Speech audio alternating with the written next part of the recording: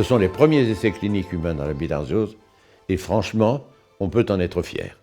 Ce sont des essais qui, au plan méthodologique, ont été absolument remarquables et impeccables, à la fois dans leur conduite et dans leur suivi. Le suivi non seulement technique, mais également suivi éthique.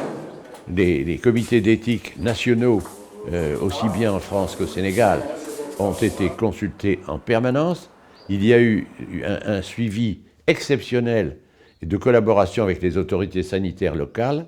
Bref, je crois que personne n'hésite à dire que ces essais ont été conduits d'une manière exemplaire.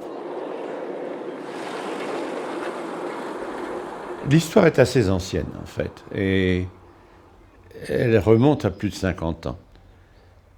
J'étais à l'époque jeune assistant dans le laboratoire de parasitologie de la faculté de médecine de Lille, et amené à faire mon service militaire, j'ai pu obtenir de partir pour Madagascar.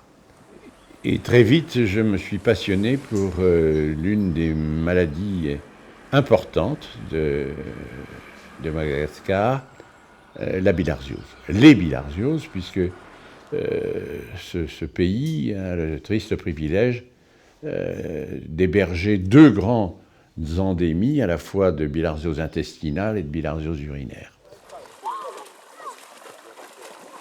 J'ai commencé mes premiers travaux en essayant d'identifier le cycle de transmission, de caractériser les mollusques transmetteurs, d'étudier leurs habitats, les conditions de contact, bref, de jeter des premières bases très primitives, mais à l'époque indispensables pour comprendre comment se propageait cette maladie dans cette région.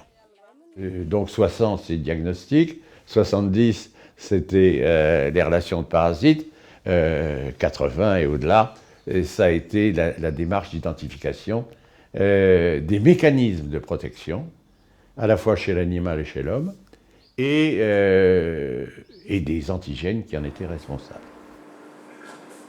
Nous avons, à l'époque, révélé l'existence d'un certain nombre de protéines du parasite qui semblaient avoir un rôle important dans la construction d'une réponse immunitaire protectrice et par conséquent ouvrir la voie à ce dont on rêvait tous et dont on rêve encore, le vaccin.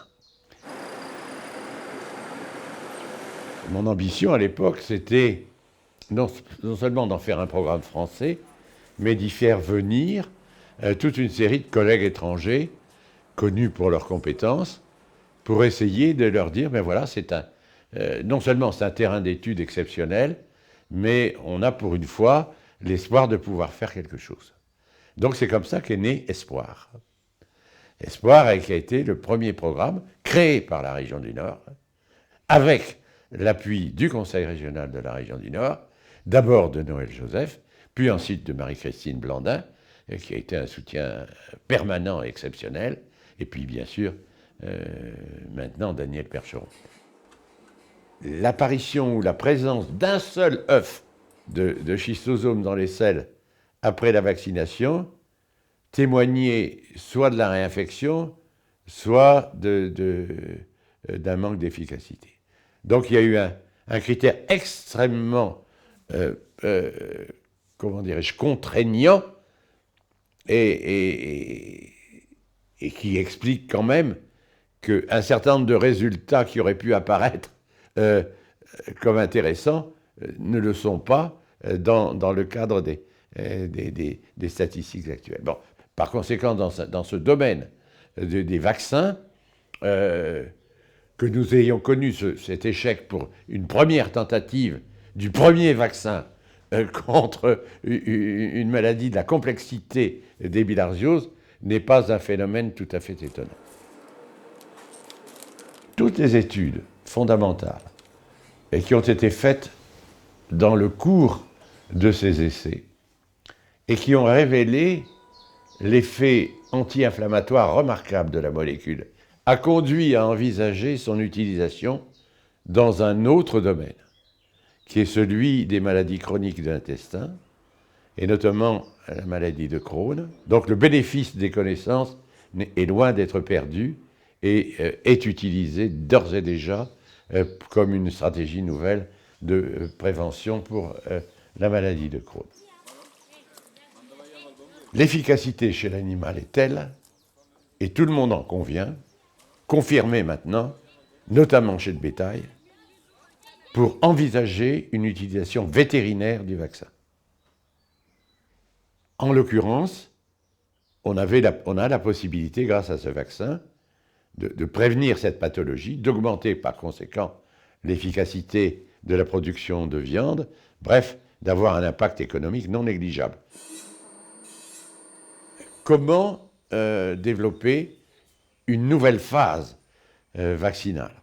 Il faut absolument que sur la base de données scientifiques récentes, on envisage dans des essais à venir l'utilisation d'adjuvants qui soient plus adéquates et plus compatibles avec la nature de la réponse qu'on veut mettre en place. Et ça aussi, c'est quelque chose de tout à fait abordable. Espoir que j'avais créé s'est transformé en Espoir pour la santé, qui est le nouveau titre que Rivot a donné à ce programme, et qui a permis la constitution d'une plateforme d'essais cliniques hautement performante, et qui est certainement actuellement l'une des plateformes les plus performantes d'Afrique de l'Ouest. Et ça, c'est quand même une donnée, un bénéfice extraordinaire que la région a apporté et apportera pour l'avenir pour la mise en place de toute une série d'opérations. N'oubliez jamais que c'est essentiellement une maladie de la pauvreté et qui sévit nécessairement dans des régions extrêmement déshéritées. Donc, pour beaucoup de raisons, à ceux qui pourraient s'interroger sur la légitimité du choix des bilharzioses comme modèle, il faut garder tous ces éléments en mémoire.